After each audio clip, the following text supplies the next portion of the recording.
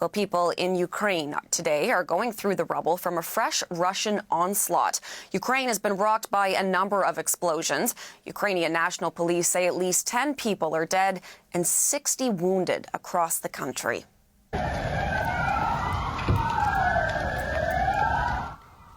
This is video from Kyiv this morning. Missile strikes on the capital are the most intense they've been since the early weeks of the war.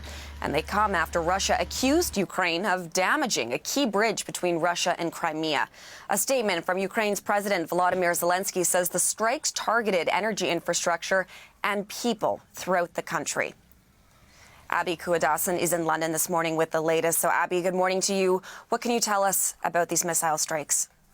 A barrage of strikes this morning across multiple Ukrainian cities, including the capital, Kyiv. Ukraine's military says some 75 missiles were launched by mid-morning alone. We saw burning cars on the roads of the capital, a massive crater near a playground in Shevchenko Park in the middle of the city. Multiple people have been confirmed dead in the capital, at least 8 civilians. Now, this was during Monday morning rush hour in a city that has not experienced this level of airstrikes in recent months. And we're seeing images of people gathering in subway stations, similar to the scenes we saw in Kyiv earlier this year when Russia launched its wider invasion. There were also strikes on other cities, including Lviv in the west, Dnipro in central Ukraine. And in the last week, dozens killed in Zaporizhia, at least 14 dead on Sunday, a 9-story building partially destroyed.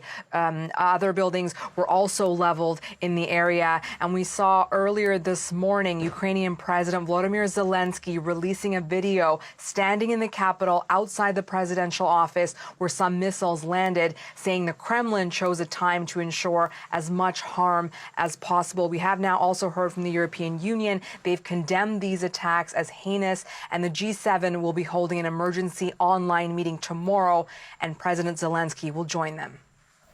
And Abby, of course, all of this comes after that explosion on Kerch Bridge over the weekend, which of course offers that only land link between Russia and Crimea. So is there any connection here between what happened this weekend and these missile attacks?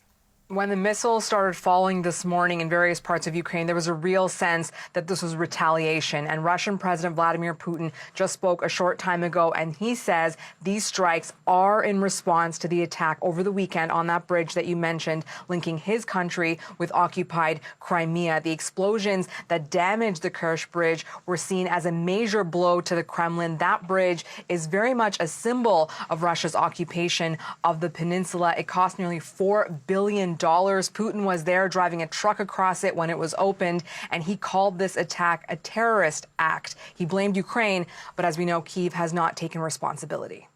Okay, Abby, thank you for this. Abby Kuadasan for us in London this morning.